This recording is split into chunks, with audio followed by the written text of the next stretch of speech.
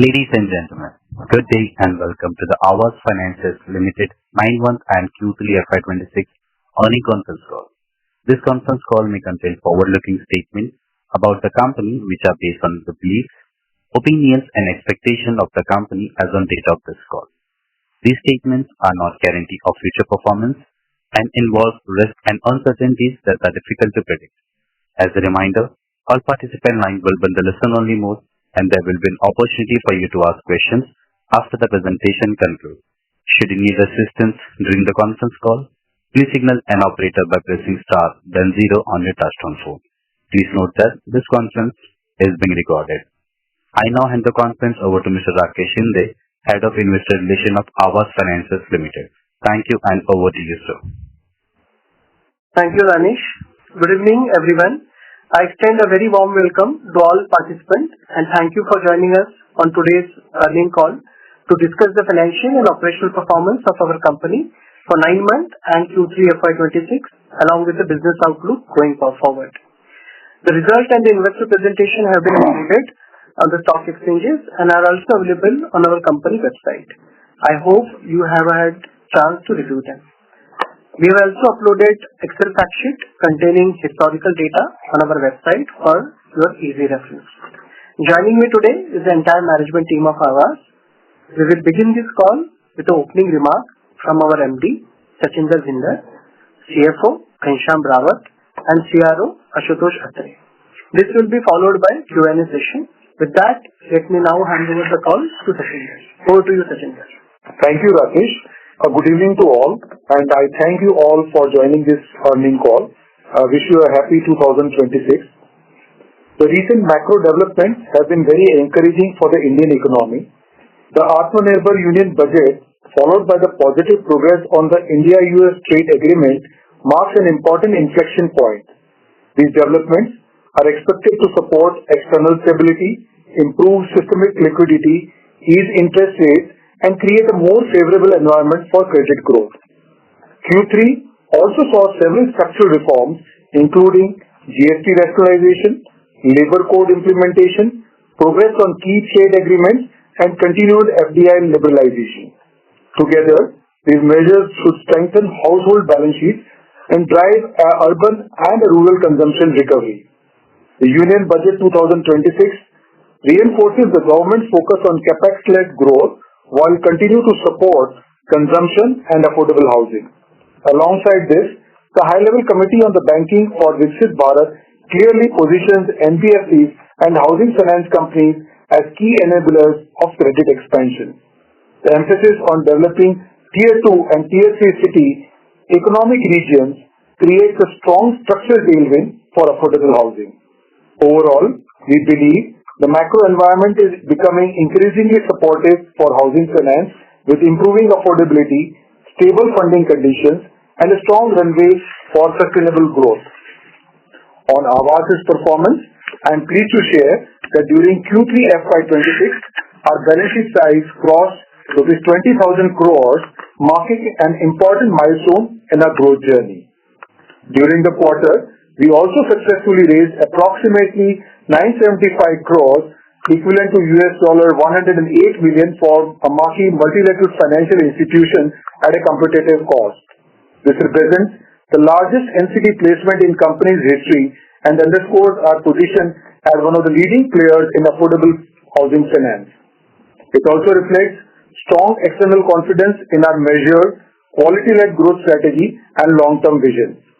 The proceeds from this financing will be deployed to support affordable housing loans for EWS and LIG households, promote women home ownership, scale green certified housing, and expand MSME lending in underserved regions, further strengthening our development-focused lending franchise. During the quarter, we rolled out a branch excellence program to drive sustainable quality growth across branches. Project NEED focusing on strengthening pre-login discipline and frontline effectiveness through better field management and coaching. Project Nipun institutionalizing the post-login rigor by improved quality documentation, discipline and turnaround time. Project Sampoorn drives a first-time right culture to enhance login quality and reduce rework. Project Setu optimizes our channel management through digital integration and more effective partner management.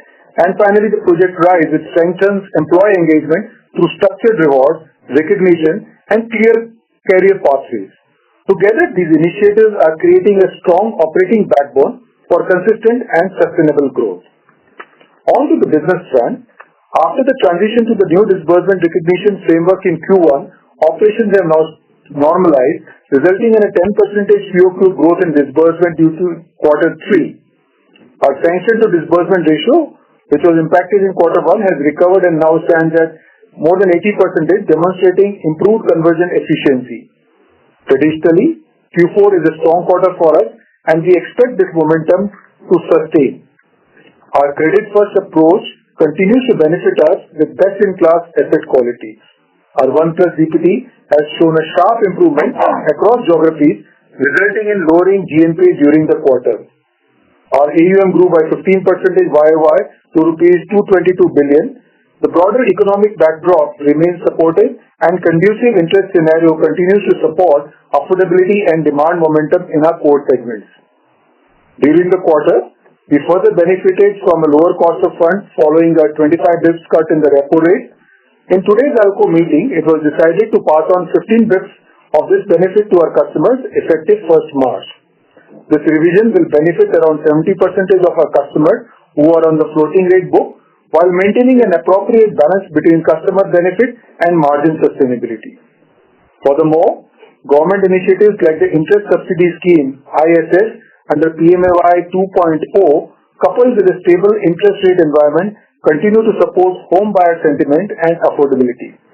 We are pleased to report that over 2,800 AAVAS customers have already benefited from this scheme, receiving subsidies amounting to more than rupees 90 million.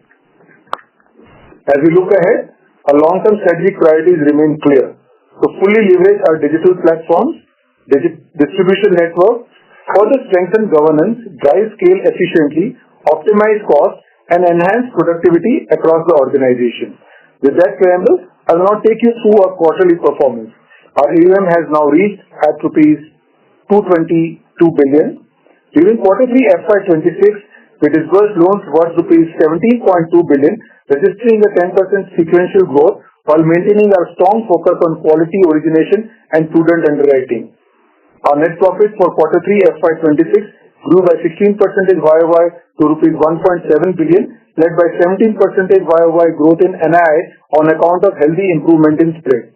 Our net worth continues to compound steadily, growing at 16% YoY, with the strength of our capital position driven by consistent compounding internal accruals. Our NIMs expanded by 27 bps sequentially to 8.01% during the quarter. This improvement was supported by improvement in the spread coupled with our continuous focus on risk-adjusted pricing. Our OPEX to asset ratio saw an improvement of 8 bps sequentially to 3.44%, while the cost to income ratio continued to trend lower by 66 bps sequentially to 42.9%, reflecting improved efficiency gains. Our asset quality remains pristine, with 1+ DPD well below 5%, improving by 19 bps sequentially to 3.80 as of December 2025, while GNPA improved 5 bps QoQ to 1.19%. Credit costs stood anchored at 16 bps, driven by lower 1+ DPD flow and improvement in Stage 2 and Stage 3 buckets. We continue to maintain our guidance of keeping credit costs below 25 bps on a sustainable basis. Our ROA improved by 6 bps YoY to 3.43% and ROE improving by 8 bps YoY to 14.29%. We remain committed to delivering quality, profitable and sustainable growth powered by tech-led efficiency and cost optimization. With a robust risk management framework, deep and diversified distribution network, and the strong execution capabilities of our experienced team, we are confident of achieving our strategic milestones and delivering long-term value to all stakeholders. With that, ladies and gentlemen, I will now hand over to our CFO, Ghanshyam Rawat, to discuss the financials in detail. Thank you, Sachinder-ji. Good evening, everyone, and a warm welcome to our earnings call. To provide update, first on the borrowing part. The improvement in cost of funds continues to underscore the strength and resilience of AAVAS well-diversified liability franchise. In line with our strategy of innovation in liability sourcing, we proactively anticipated a potential softening in interest rates and strategically shifted a sizable portion of our borrowing to ABR-linked instruments and various market-linked benchmarks. This forward-looking approach has continued to yield tangible benefit in Q3 also, as our liabilities are repriced faster than those of many peers. This position us well to maintain a competitive cost of funds while supporting sustainable quality growth.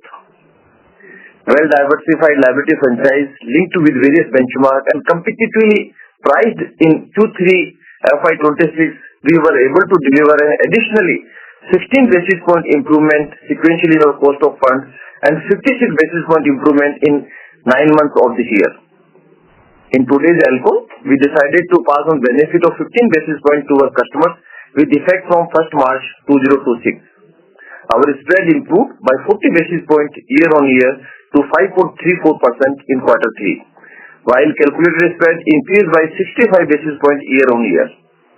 We continue to borrow judiciously, raising around 15.41 billion rupees at competitive rate at 7.78 for Q3 FY26. The average tenure of borrowing continued to be longer than that of our assets, ensuring a positive ALM across all the buckets. As of 31st December 2025, total outstanding borrowing stood at 193 billion. We have optimum mix of borrowing linked to the various benchmarks of interest rates, such as 35% borrowing linked to external benchmarks such as Repo, T-bill, MIBOR, and 34% linked with the sub-3-month MCLR, enabling faster repricing of nearly 69% of our borrowing in line with the interest rate movement. Lender support remains strong as AAVAS continue to evolve. We maintain access to diversified and cost-effective long-term financing. Our relationship with development finance institutions remain robust and supporting our strategic funding goals. As of 31st December 2025, we maintain ample liquidity and including cash and cash equivalents and unavailed cash credit limit of rupees 19.55 billion.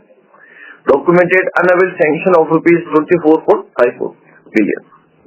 Profitability and capital position.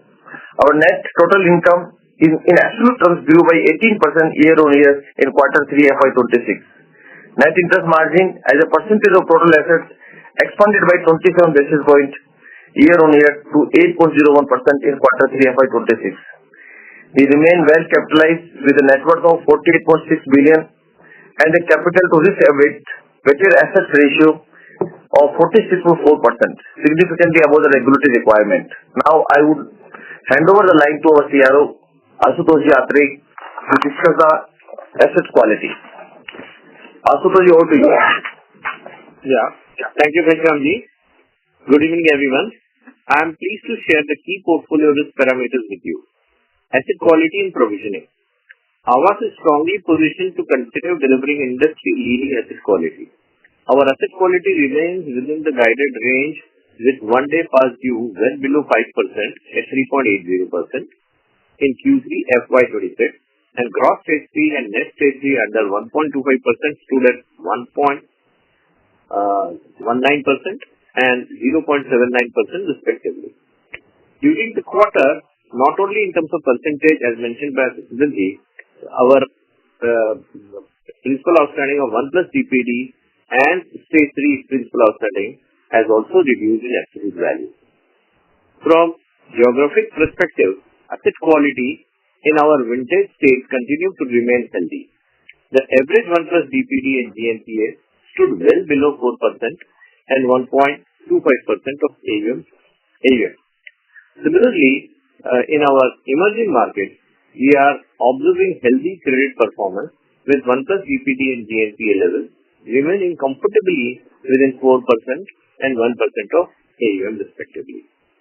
Our total ECL provisioning, including for COVID-19 impact as well as the resolution framework 2.0, stood at rupees 1.27 billion as of 31st of December 2025. Our disciplined underwriting standards, coupled with proactive risk management framework, have enabled us to stay ahead of emerging macroeconomic challenges. We continue to follow a rigorous credit assessment process, stress-tested across multiple economic scenarios, and remain selectively calibrated in our exposure to higher risk segments. This approach has helped us prevent asset quality, which continues to rank among the best in the industry. With this, I open the floor for question and answer session. Thank you so much, sir. Ladies and gentlemen, we'll begin with the question and answer session. Anyone who wishes to ask a question may press star and one on their touchtone telephone. If you wish to remove yourself from the question queue, you may press star and two. Ladies and gentlemen, we request you to use handsets while asking a question. We'll wait for the moment while the question queue assembles. Our first question comes from the line of Kunal Shah from Citigroup. Please go ahead. Yeah. Hi. Thanks for taking the question. So the first question is on growth. When we look at maybe the first 9 months growth, it clearly suggests maybe the guidance which was given of closer to like 18 odd percent, that appears to be quite stretched, and it might settle at less than 15 odd percent. So maybe in terms of the indicators as to how do we plan to get towards 18 to 20 odd percent growth in the coming years. And the related question is on the branches. Last time you indicated that you will add 20-25 odd branches, but we had seen some consolidation of branches in Rajasthan and Maharashtra. So maybe the addition of branches has also been not very high. So what's happening on that front in terms of the franchise expansion?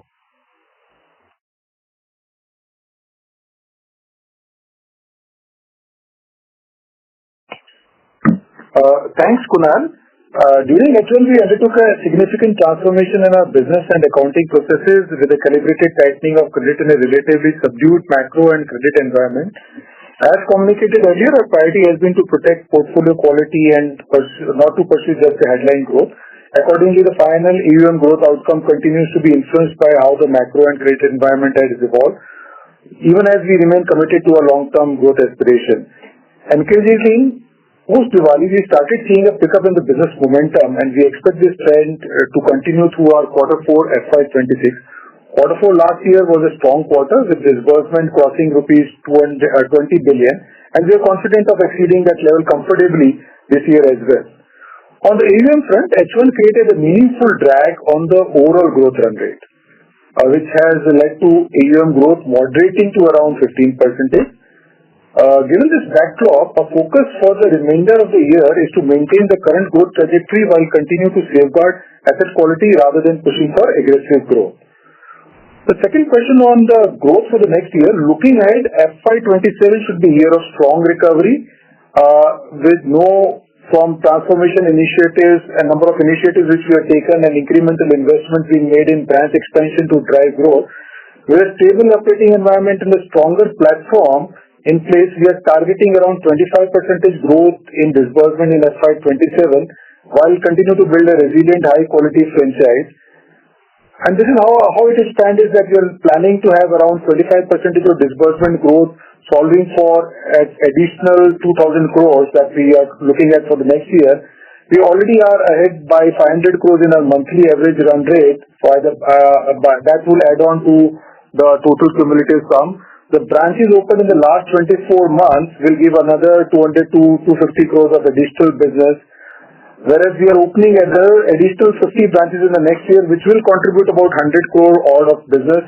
And really the digital channels, Kunal, like the CSC, e-Mitra and allied channels will give us another 500 crore additional business. So, and plus the inflation-led growth, we are factoring around 6%, which is about 400 crores, would really improve the numbers as I speak. Over and above, as I spoke about the lot of initiatives which we have taken, which have given the green shoots in Q3, where our visits the customer visits related from the direct channels have actually improved by 30%, and we are confident that productivity enhancement really will come through all of this. As management, we are confident with this measures which I really spoke about contributing to robust 25% growth in the coming year. Sure. And with respect to branch expansion, it was quite slow during the quarter, and there was some rationalization as well. So there was multiple branches which we had done, so it was not about consolidation. And so as we speak, Kunal, on the current date, we are at 410 branches as of today. And in addition to that, this quarter we had another 20 to 25 branches in quarter 4.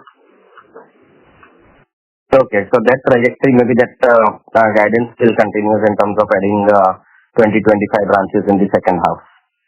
Yeah. And next year we are going to add another around 50 branches next year we will add on. So what we are doing is we are going deeper in the regions where we are there in tier 2, tier 3 towns by our RRO model which is already there.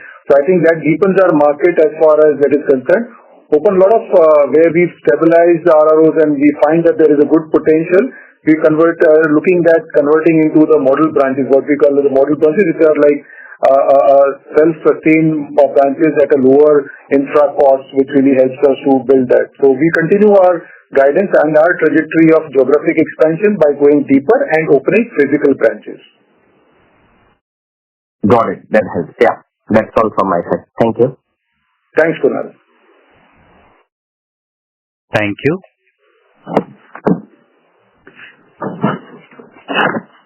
Our next question comes from the line of Abhijit Tibrewal from Motilal Oswal. Please go ahead. Yeah, good evening, everyone. Thank you for taking my question. So, Sindhu sir, again, just maybe repeating what you already said, right?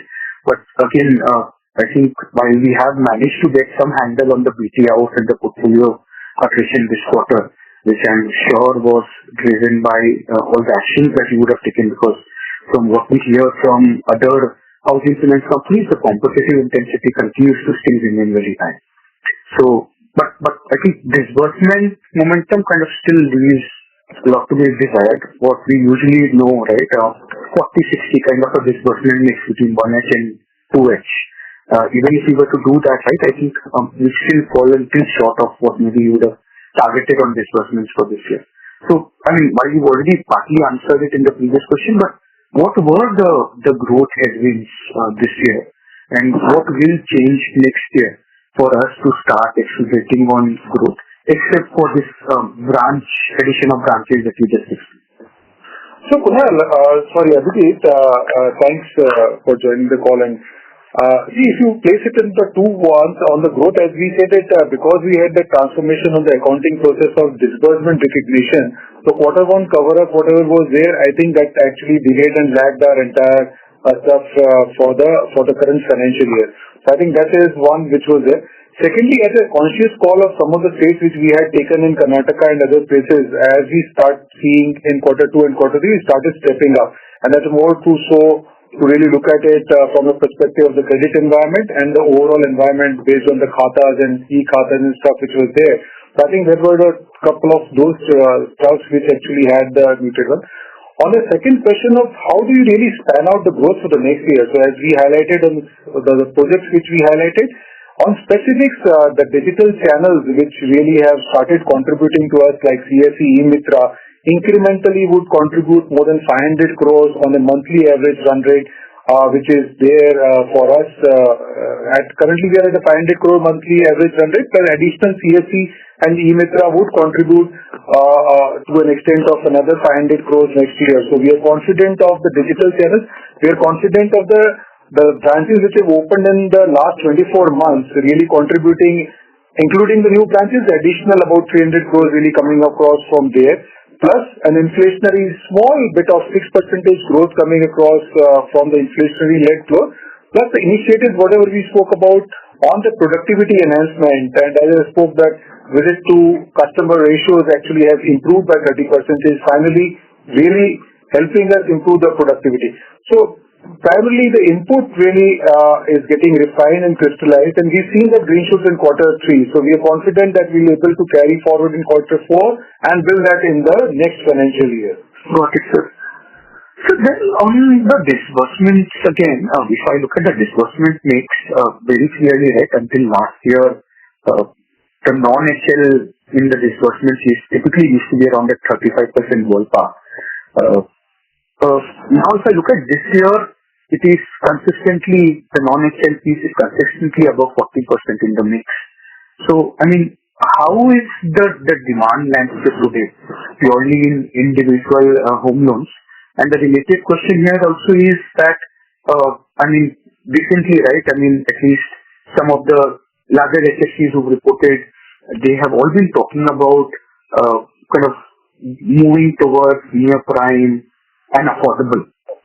So do you think that, I mean, until now, we very often used to say, what if there is a competition from the banks? But now if the larger HFCs also start looking at the affordable side, is it going to kind of meaningfully increase the competitive intensity in the affordable housing sector? I think your first question on the HL NHL part, I think it is more about the recognition of that pushed the HL to a little drag as far as recognition was concerned, because as you know, the home loan transactions are operated through a check disbursement mode, and NHL and those portions are more by the RTGS mode which was there. So that differentially had a drag on the kind of HL which is there. So unlike the normal one, we've not seen any of the drop which is there. It is just what I would say movement which is moved quarter on quarter to the subsequent quarter. That's one. So even with our PMA 2.0, where we dispersed more than 2,800 plus customers in the ISS scheme, is also reflective of the strong home loan growth what we really see. So the logins and from the home loans really continue to build on, and we will continue to build in the markets where we operate on that franchise. That's one. Secondly, on the competitive intensity, I think we stand out as far as our understanding of self-assessment based strong SENP direct model is concerned, and our inroads into tier 2, tier 3 market, both from a perspective of understanding the customer and understanding the property, and buying in the two or both with the quality which is there, I think stands good at AAVAS which is there. And as you highlighted that on the BT out, we continue to be at 4.5% for quarter 3, which is 60 bits lower than the same period last year. So I think we are confident with our kind of underwriting practice, our kind of customer segment, our deeper reach, which we continue to further build and expand, will actually also help us to towards the normal competition what you are referring to. And again, from a perspective of, if you look at the average ticket size, AAVAS continues to be in the average ticket size of 12.5 lakhs, whereas affordable for some of the peers on the you are talking about, the ticket size is more than double what typically we service on an average price. So I think from that, still it is far away as far as reaching that customer segment, so to say. Yeah, Abhijit, what Sachin said, I think apart from two things very important to see here. In AAVAS today we have 65 to 70% self-employed customers basically, whereas all large SFCs, banks has 80 to 90% salaried customers. So in the same market, in the same geography, even we are present both. Then we have a different, we target different customer class, they target different customer class. We target 12 to average ticket size 13, 14, 15 lakhs rupees, they target 25 lakhs and above ticket size customers in the same market basically. So that makes a huge difference. And thirdly, I think as AAVAS, we are very deep rooted in those markets. We are almost today source the customers around 2,000 plus towns basically, where they are remain still in the large market, in the city or district headquarters, they remain up to that level. We goes at a sub-town level basically. So that, I think that is continued to be, in the same market, all we make a separate road for us. There is enough opportunity in the market. So even despite I think large SFC focus for the affordable housing. Thank you, Ghanshyam Singh sir. Just one last question on the borrowing mix. If I look at the NHB refinance from its peak of 22-23%, kind of decline to 20%, then to maybe 16% same time last year, and now 14 to 12 now. So I'm just trying to understand, was it because NHB was not giving us sanctions because of the ongoing CVC transaction, but now that the transaction has also been concluded? Have you received any new sanctions from NHB, and what are the plans to draw them down? Vijit, you are right. Our contribution of NHB finance in overall borrowing has fallen because as you appreciated that CVC transaction was in process and it got now completed everything. Now we applied for our refinance limit also, which is under consideration at their end basically. We are hopeful that in the coming quarters we will start the positive. We will listen the positive from their side. Otherwise, that I think company has done a very fantastic work. In even NHB borrowing was less than let's say what ratio was there year back basically. All banks, institutions, multilateral institutions, and our borrowing is almost we have 156 basis point reductions, which is far better than peer group, basically.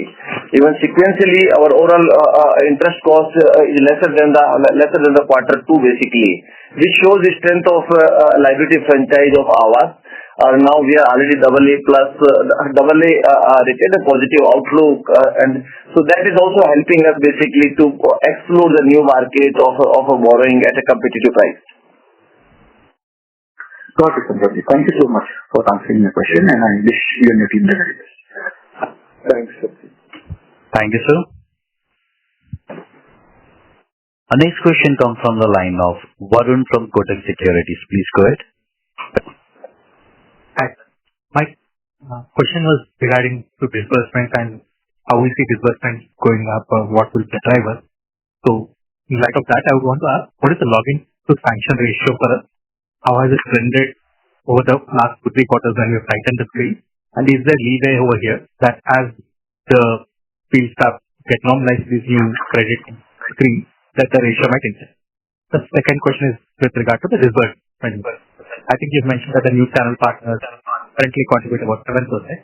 So how much do DSAs or connectors contribute? Because those channels can scale up faster than the others. If you can give that. Yeah. Thanks, Varun. I think as you rightly pointed out, the screens on the credit quality, and we had called out. So there has been a sequential improvement where we saw improvement in the credit environment and the credit quality. Hence, our sanction ratios also improved from around 30-32% in the quarter one, leading to trending at around 38-40% in the last quarter, so to say. I think that's the positive side for looking at the credit quality, and the AAVAS has always been looking at the risk-adjusted returns and really underwriting what we feel right at that period of time, which is suitably from the credit environment perspective. So I think that's the positive trajectory which is there. The most important point is our sanction to disbursement ratios also improved sequentially from the earlier period of time. That also gives us confidence. That's number two. Number three, on the channels, what you rightly elicited, the scaling up, why we are confident, because as a couple of digital channels like CSE, Mitras, and Mitras is the ones where we've actually put in efforts, and those efforts have really shown traction in the current financial year.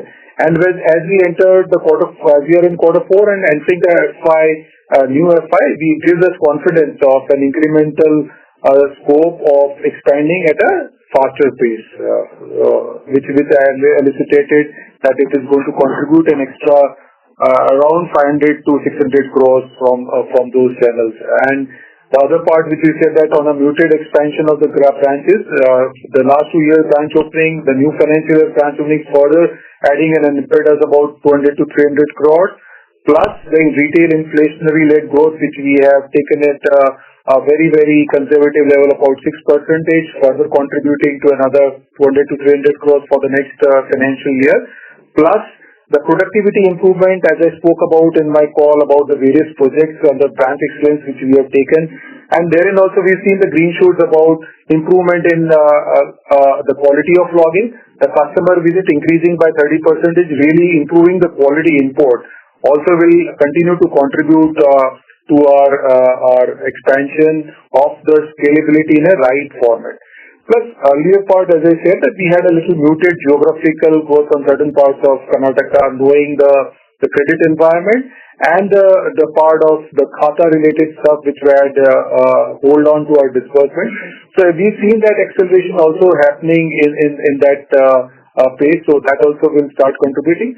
Plus, we've opened Tamil Nadu in the last couple of quarters. I think that also slowly and steadily will also start contributing to our numbers as we effectively go in the next financial year. So we are pretty confident with all the measures rightly, we will be able to scale up in a more modular, sustainable, and a rightful quality growth manner.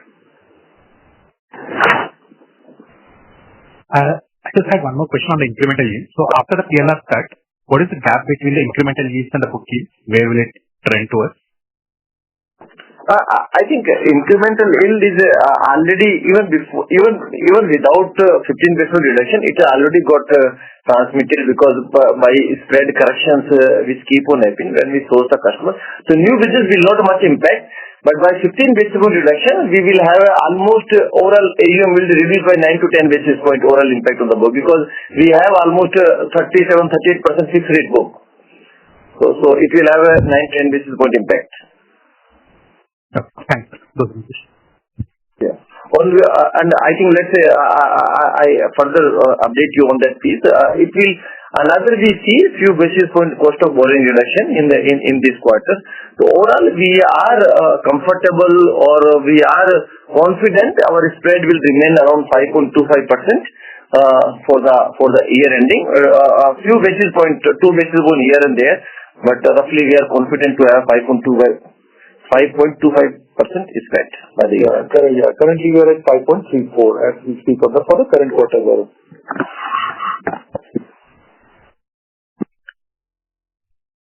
Thank you. Our next question comes from the line of Raghu from Ambit Capital. Please go ahead. Hi, am I audible? Yeah, thanks. Yeah, Raghu. Okay. Sir, I just had two questions. Actually, two clarifications before I ask my questions. One, did you say that you are targeting 35% disbursal growth in FY27? Did I hear that correct? Oh, 25% is what happened. 35. Sorry, 35 is it? Oh, 25. Okay. 25. And then new branch addition will be 50, right? Yeah. Okay. Sir, my question is, without the PLR reduction, that you haven't reduced your PLR so far, it's only effective March. Despite that, the yields have come down by about 16 basis points because of competition, and that continues to intensify. And effective March, you're taking a 15 basis PLR cut. On the liability side, it seems that the cost of funds has likely bottomed out at 7.7%. So for FY27, what is your expectation in terms of, how much your spreads can normalize lower? I think you just mentioned 5.2 or 5.25. But are you confident that, the spread decline from here will not be more than, say, 15-20 basis points, given the kind of competition that we are seeing out there? See, Raghav, we've always guided that we'll remain the range bound of 5%. And if you look at our trajectory, we came down to around 4.8 down and further jump back. I think looking at the overall environment, the cost of funds and rightfully passing on the cost of reduction and the cost of borrowing to the customer is a fair and right thing for an institution to really do. And that with continued softening, as what Ghanshyamji highlighted about the softening of expected cost of borrowing, will be able to balance that on the entire portfolio. And even on the portfolio, we have 70% floating as far as this the passing on the PLR reduction is concerned. So we are pretty confident as we've guided. So we are well above the guided level of 5%. So we are currently at 5.34, and we are confident of 5% plus at 5 point, ranging between at around 5.20 to 5.25 in the coming quarters. Understood. Second question is on your branch and workforce count. That has been more or less same since last few quarters. I think you may have mentioned, or another participant may have mentioned, that there has been some consolidation. So I actually wanted to ask that, what is your plan for next year? But I think you've already answered that, around 50 branches. Can you give some color on employee attrition? Because I noticed that workforce count has not been increasing as such. And your employee productivity has also been coming down. I'm guessing that's partly impacted because of the high attrition that's there in the industry in general. So your thoughts on this will be very helpful. Thanks. Raghav, as we speak, we are at 410 branches. So I think from a branch perspective, we continue to go and expand in more deeper in the geographies which we are. And we have an RO model, which is a resident relationship officer model, which is without a branch, that is what we cover to. So I think that is one we will further strengthen in the coming quarters. And again, developing and building those model branches, as I spoke earlier, also will help us from a branch expansion perspective. Secondly, I think a lot of other parts on the RISE kind of program which we've done, I think which has resulted into holding on to our attrition rates at a constant compared to the industry standards which are there. I think that 2-3 things which actually help us to have stability which is there. And some of that it doesn't really fructify initially in the immediate months of the productivity, but as you proceed and the vintage of the RO really or the first mile relationship officer starts, you start delivering and getting the productivity over a period of the next quarter. So from that perspective, we're confident of getting that productivity rise which is there. Again, this is also backed up by how we've done scientifically and analytically right to get that and help that in a right perspective. I think from that perspective, we are very clear that this will also help us in building the trust in the current quarter as well as the next quarter. This is as a part of the branch excellence program which I spoke across, which is Project RISE, which strengthens the employee engagement to structured recognition and clear pathways. So there's a right mechanism put in place institutionally to help that to build in a stronger and enduring way.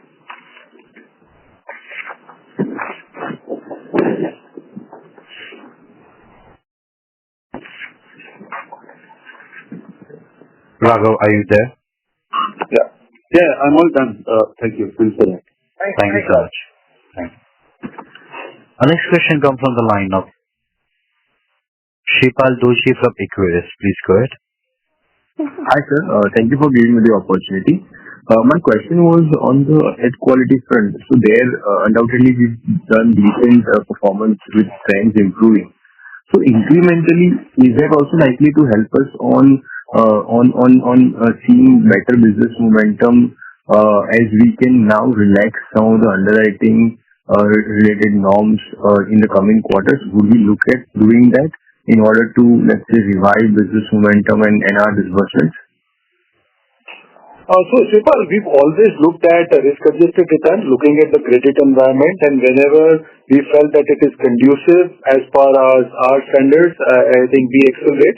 So, having seen, it is not about that having achieved a particular goal, you really step up. You will look at the environment, and then you really find that it is suitable, credit conducive, and it gives us in a risk-adjusted returns in the format which as AAVAS as an institution has worked across over a period of so many years. We actually then try to look at the market and capture and accelerate our growth pedal. So we continue to build that, and I think what you see now is our earlier credit cautious approach considering the environment which is resulting into such numbers as far as the concern. We always focused on our input quality whenever there is a credit conducive environment from a perspective both customer side and the property side. We've always pushed the pedal and accelerated the pedal as it comes and as the environment really helps us. So sir, in that case, are you feeling that you are in a position where you would want to accelerate the disbursement or business momentum for us? Yeah, as I spoke, so we had a couple of states as we had called out earlier, which have seen a positive credit environment really playing out, typically states of Karnataka, both from a perspective of the credit behaviors and the microfinance outlay and overhang which was there, followed by the registration which was actually now getting streamlined because of the Khata related challenges which had posed. So I think as that really pushes out, we put the acceleration on the right kind of credit growth actually. But sir, apart from that also, because Karnataka is just 4%, So, I mean, are you seeing the similar trends in some of our key geographies, which is Rajasthan, Maharashtra, Gujarat, MP? So, are you seeing this north central belt also giving you signs of business momentum improving right at customer levels? Yeah. So in our base rate at such a high base level, we continue to grow in Rajasthan at a compounded rate of more than around 20% or so, and with 111 branches and at a AUM which is touching about 7,400 crores for us in Rajasthan. We at that base we continue to grow with a supreme and pristine quality. UP is one of the areas on the expansion spree for us in the coming years to really get into much deeper. We've had 5 years plus of an experience in there, and that's what the quality has been pristine from our risk metric perspective, and that's one area which will we go deeper further to expand the Uttar Pradesh belt, so to say. So yeah, Uttar Pradesh belt, the cohort of our states which are 10 years kind, which is Rajasthan, Gujarat, Maharashtra, and MP, really contributing to the one. The other cohort, which is the likes of Haryana, Delhi, and specifically UP, where we have been only with about 39 branches in UP. That's one state which we want to really push the pedal and accelerate, given that we have had an experience of more than 5 years in that state. And plus, as we said, that called out earlier, on the southern states, we are still having Tamil Nadu, Andhra Pradesh, and Telangana. 3 states actually available to us for our growth opportunities. We just entered Tamil Nadu, but these 3 states, along with Karnataka, the southern states, the cohort of the old states, which are vintage states, and the existing ones like the UP, where we like to expand, will really help us go much deeper and accelerate growth. Got it, sir. So the second question was, while you highlighted that we'll have 25% disbursement growth as target for FY27, what would be the loan growth aspiration for 27 in that case? So as I spoke that we have a 25% growth on the disbursement. We've actually, again, to put that in metrics, in a very simplistic manner, we said that we are doing around approximately 1.4 crores per branch per month on an average basis. Just a bump up of 1.6 to 1.7 crores really helps us to move the needle much faster. Plus an additional as 25 to 30 lakhs of business per branch really moves that. And why I'm saying so is based on the lot of management initiatives which we've been taken by the Branch Excellence Program, which really help us to granularly move the needle in all of this. And incrementally, that actually helps us to project that kind of forecast, that kind of growth in a very, very secular and a granular manner. Got it. But and the loan book growth guidance for 27? Yeah, that would be in the range of 17 to 18%, which is almost around 300 basis points better than the FY26. Got it, sir. Got it. Thank you, sir. Thank you so much for answering my question, and good luck for the next one. Thanks. Thank you. Our next question comes from the line of Chintan Shah from ICICI Securities. Please go ahead. Yeah, thank you for the opportunity. On the disbursements again, basically we are guiding that it would be 25% run rate driven by the branch expansion and a couple of projects which we have implemented, which is a kind of transformation project and due to inflation. But so just on asking it in a different way, what could be the risk which could lead us to not achieve this? Do you envisage any risk, or what could be the probable risk which could lead to miss on this number, if any, which you could think of right now? Yeah, thanks. I think it is only about the macroeconomic stability has to continue. There has not to be any of the typical headwinds which really should blow us out, or any black swan event which is very difficult to underwrite or to predict. Other than that, on the basis of what we are currently doing and whatever we've seen in quarter 3 and what we've seen in quarter 4, I think that gives us confidence to really project and forecast with the granular and secular growth, Chintan. Sure, sir. So nothing related to the competition or as such, probably interest rates movement, probably that could be a deterrent to this growth, right? No, nothing of that sort that we envisage. See, if you look at a couple of things which you would try to really, if I were to highlight, is the BT out. I think that's one indicator which you will look at it for the quarter 3, we are at 4.5%, which is 60 bits lower than the same period last year. And again, from a ticket size perspective, if you look at it, whatever competition or what people are envisaging on the affordable housing finance companies which you step up, I think the ticket size is very, very different range. That's point number 2. Point number 3, we have focused very much on self-assessment based, self-employed non-professionals as one of our key segments, which are around 15% new to credit. 92% of them remain to be new to mortgage, which is for the first dwelling house that they are taking and raising the finance, which is very different from underwriting something which has a different connotation from affordable, which is in excess of 25 lakhs, as what people really classify. From our segment, we are very clear that our reach, tier 2, tier 3 towns, deep impact one, understanding of having underwritten more than 500,000 customers at this period of time as we speak. That's one which we already underwritten. Plus the kind of logins which we do every month, we have a proper data history of the customers, what we have sourced, what we have underwritten, how they have performed. I think there's a lot of data and science available to us to understand much more granularly, secularly, region-wise, customer segment-wise. I think that really helps us and stands out in the market actually. Sure, so that is quite helpful. And just one last thing on the Tamil Nadu. So we have recently entered Tamil Nadu with around 10 branches. But given that this is a very highly competitive market, which is what we hear from peers as well. So how are we placing ourselves to get our market share in this market? And any numbers you could throw on the disbursements or AUM targets for Tamil Nadu for FY27? Yeah. So Chintan, if you look at AAVAS's philosophy of doing credit right, and once we enter a new state, we give good enough time to understand the credit environment, the local environment, and then really step up. So unlike, and we never chase market shares, really, so to say. And the market share chase is typically when you go out in the market and try to do the PTNs and stuff like that. I think we never believed in that philosophy. And even if you look at from a perspective of entry into Tamil Nadu, that is where we started Hosur, we were there in Karnataka, and we entered the piece which is nearing the Karnataka belt. So understanding of the market, doing the credit right, and giving enough time for the market to mature to understand for the segments which we serve for. I think, and then typically we step up. And as we've guided, we will continue to do that in the near term period.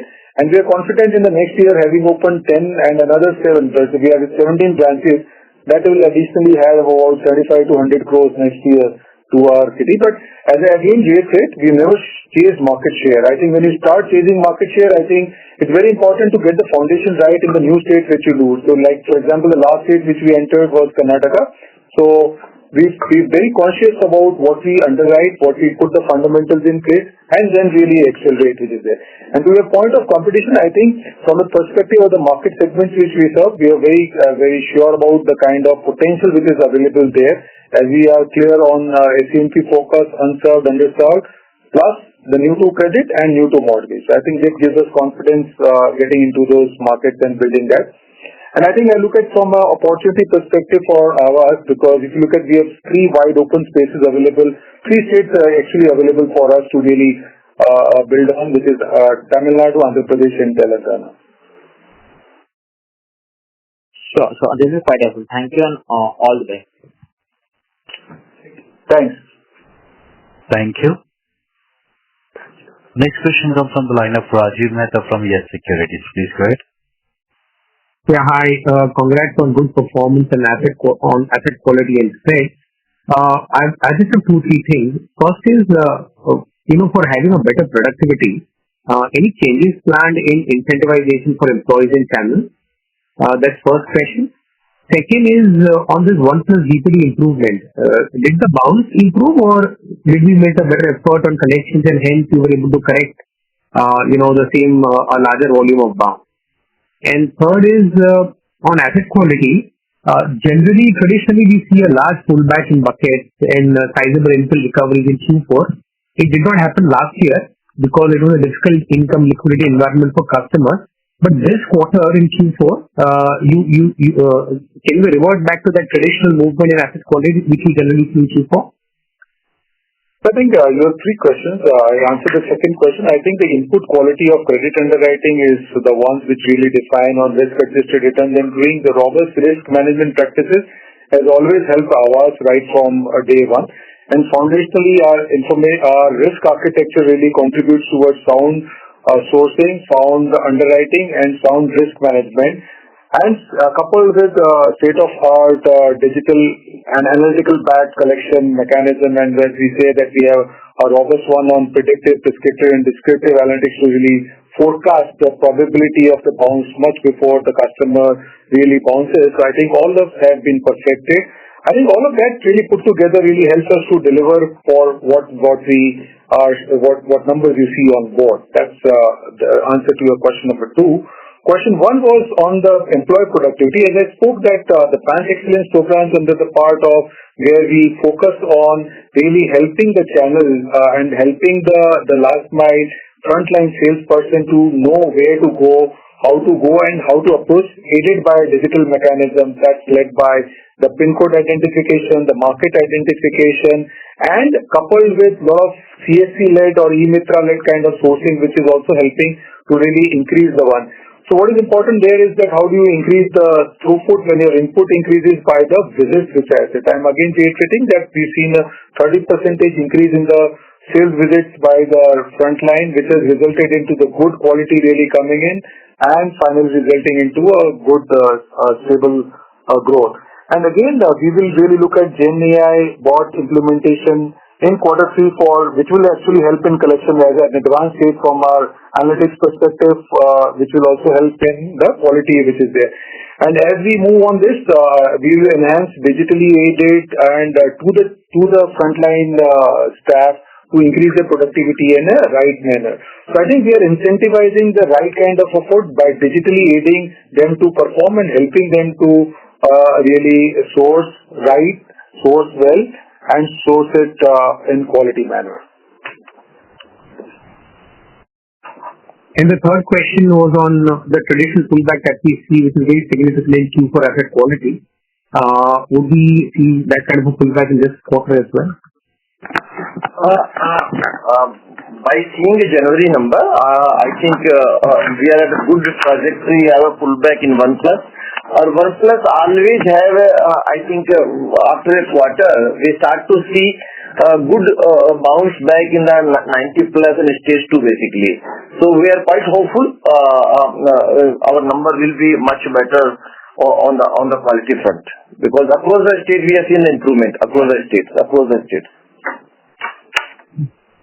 Got it. Thank you. Best of luck. Okay, thank you.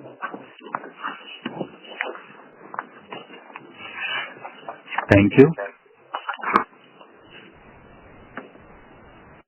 Our next question comes from the line of Sonal Gandhi from AM Securities. Please go ahead. Yeah, thank you for the opportunity. When I look at AUM per branch for Gujarat, Madhya Pradesh, and Uttar Pradesh, these three states have been showing growth of less than 10%. Probably MP being somewhere closer to 4%. Now, if you look at the data, even the branches have not been really added, over the last 7-8 quarters, in the states. So, anything that that has happened in the states, or are the attrition high, or is the competitive, intensity high, or did you, kind of tighten your credit results? This almost contributes almost about 30% of your AUM. So, if you could talk about it. So I think MP we had called out earlier on certain part of this is there. I think the other we really look at AAVAS from an opportunity perspective, both from Gujarat and Uttar Pradesh. I think as we speak, we have focused on, as I spoke earlier, on Uttar Pradesh going really deeper into the geographies and the districts of Uttar Pradesh, and that's what our plan is for the next financial year. So that will actually help us to really scale that operations in Uttar Pradesh. And specifically in Gujarat, we are going quite deep because we've realized and recognized that we are there in the state for the last 10 years, and we've had a lot of implementation programs of going deeper by the RRO mechanism, which is resident representative offices, which we are looking at it, coupled by model branches. I think that spread out for us in Gujarat which will contribute and help us to build the right mechanism and scale up rightfully in that state. So this this is what for the 3 states for AAVAS, which would be really helpful in the coming quarters. Mm-hmm. So my second question was on OpEx to assets. So we are planning to add 25 branches this quarter, probably 6 are already added, 50 branches next year. So that's a big chunk. So how do we see our OpEx to assets moving? And second related would be on ROE. So our ROEs are still at 14.3%. So on a stable basis, where do you see ROEs reaching in say next 2 to 3 years? Yeah, we appreciate your question. I think when we open the branch, so I think 25 branches just make out to 3-4, roughly 5% of your total branch strength basically. And all these branches are now we are opening in the deep market. So per branch opening infra cost is not that much high. Generally, these small branches has a manpower 4+1. We are more going deeper through RRO, as Satyendraji mentioned, where it hardly add any OpEx cost. So in mix all these things, we are confident that our OpEx is more or less on downward trajectory. Yes, because of this one when CVC came, they announced ISO plan for long-term management.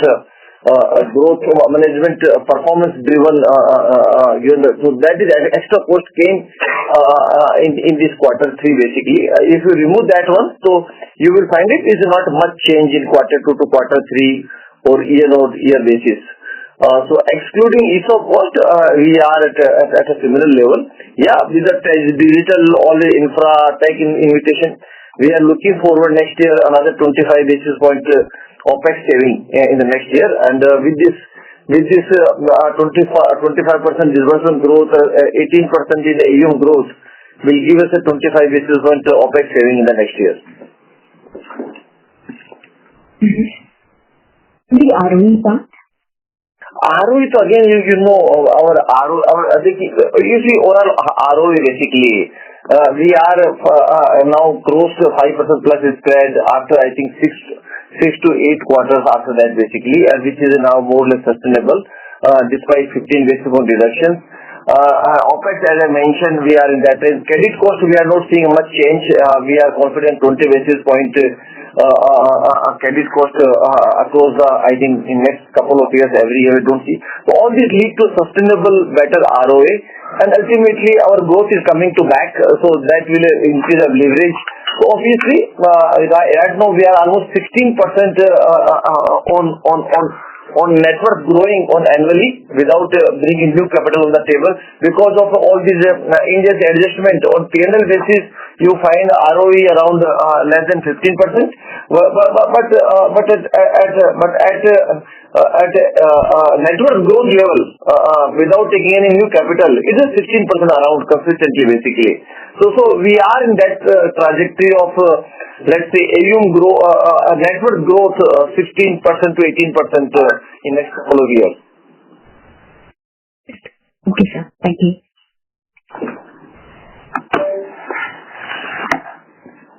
Thank you so much, sir. Ladies and gentlemen, that was the last question for today. I would like to hand the conference over to the management for the closing comments. Thank you, and over to you, team. Thanks everybody for joining the call.